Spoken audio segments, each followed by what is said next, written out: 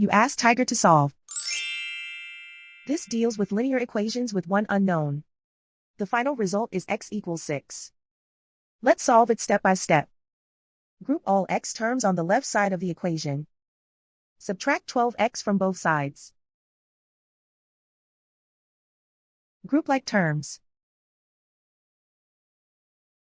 Simplify the arithmetic.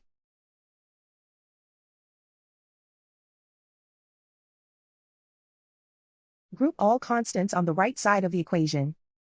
Subtract 36 from both sides. Simplify the arithmetic.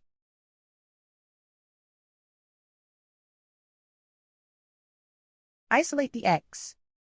Divide both sides by -6. Cancel out the negatives. Simplify the fraction. Cancel out the negatives. Find the greatest common factor of the numerator and denominator. Factor out and cancel the greatest common factor. And so the final result is x equals 6.